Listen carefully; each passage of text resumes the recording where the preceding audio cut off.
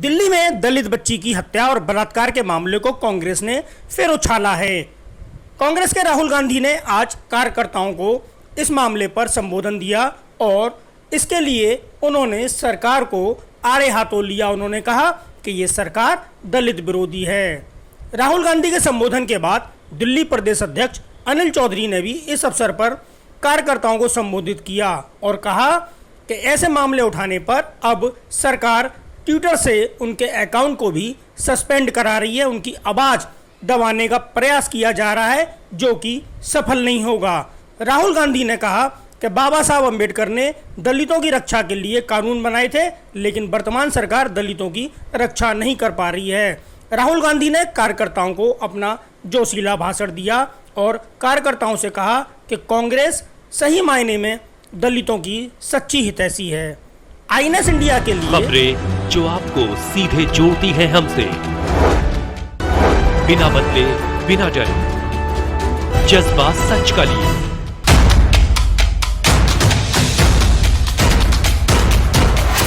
सच दिखाते हैं।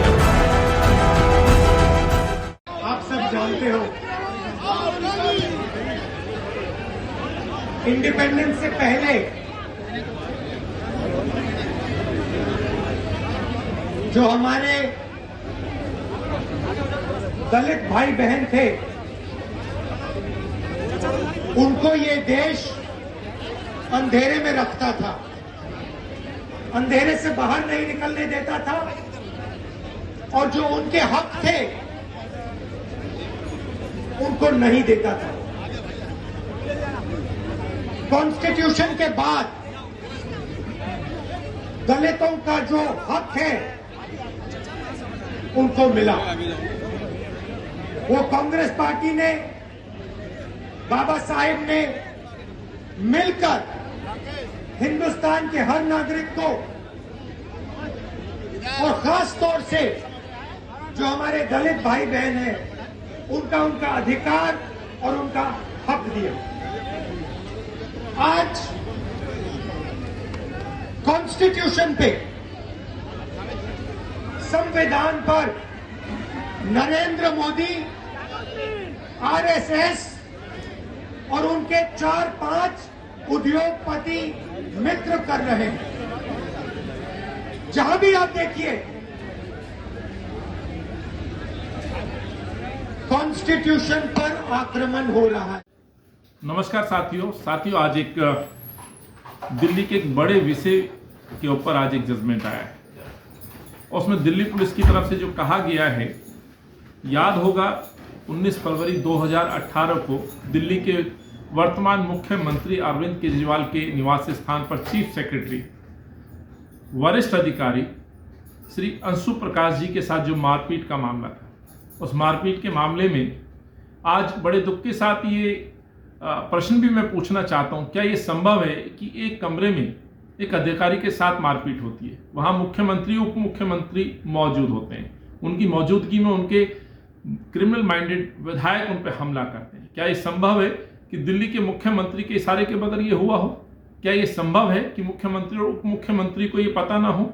लेकिन जिस तरह से आज उनको क्लीन चिट देने का काम किया, 2 लोगों को इसमें आरोपित किया गया है। हालांकि ये नई बात नहीं है, ये 2 लोग पहले भी जेल तक की हवा खा चुके हैं, जिसमें प्रकाश जरवाल, आप जानते हैं ये वही प्रकाश जरवाल है जिसने जल बोर्ड के टैंकर माफिया के साथ मिलकर एक डॉक्टर जिसको आत्महत्या करने पर मजबूर किया गया, वो भी एक लंबित है, उसमें भी जेल जा चुके हैं। अमानतुल्लाह को लेकर के मुझे बताने की आवश्यकता नहीं है किस तरह की दृष्टि प्रविष्टि का व्यक्ति है।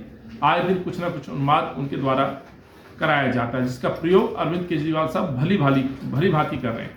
प्रश्न ये उठता है, ट्वीट मैंने देखे आज अरविंद केजरीवाल और सिसोदिया के लिखते हैं सत्यमेव जयते। मैं दिल्ली की जनता से पूछना चाहता हूँ, यदि सत्यमेव जयते वर्ड का प्रयोग करके फिर से अपने आप को पाक साफ साबित करने की कोशिश की जा रही, तो आज तक चुप क्यों थे? क्यों आप लोगों ने बयान नहीं दिया, गवाही क्यों नहीं दी कि इन 2 लोगों ने मारपीट की? क्यों आप लोगों ने इन दोनों लोगों को टिकट दिया? मेरे ये प्रश्न आप लोगों से हैं, दिल्ली के मुख्यमंत्री और डिप्टी सीएम से है। यदि आप कहते सत्यमेव जयते, 2 लोगों को आरोप तय किया गया है, यानी कि आपकी आंखों के सामने ये हुआ था, तो आप एक ईमानदार राजनीति की शुरुआत करने वाला व्यक्ति इसका जवाब देगा कि आपने पुलिस का सहयोग करते हुए उसी समय क्यों नहीं कहा कि इन दो लोगों ने मारपीट की है? यदि इन लोगों ने मारपीट की थी, बदतमीजी की थी, तो आपने इनको टिकट क्यों दिया? क्यों अपने दत्तक पुत्र की तरह प्रकाश जरवाल को अपनी गोद में बैठाने का काम आपने किया? ये वो लोग हैं जिनकी क्रिमिनल बैकग्राउंड है। इनसे पूर्व भी इनकी कैबिनेट के देखेंगे 7 सालों में लगभग 80% मंत्री या एमएलए जेल जा चुके हैं। इनके कानून मंत्री, इनके खाद्य मंत्री, इनके दूसरे मंत्री बिल्डिंग मामले में रिश्वत लेते हुए जिनको इन्होंने बाहर का रास्ता दिखाया।